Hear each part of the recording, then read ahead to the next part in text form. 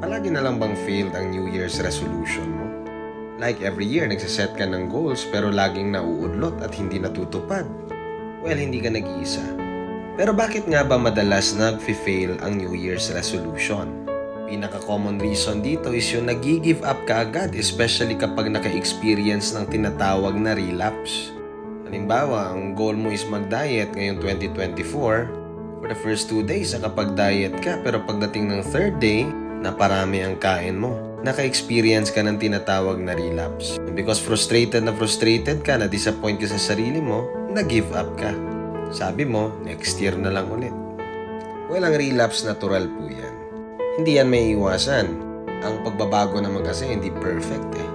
Part ng package is yung relapse tsaka mga setbacks. Kaya consistency is the key. Kaya consistent ka lang kahit maraming relapse at setbacks.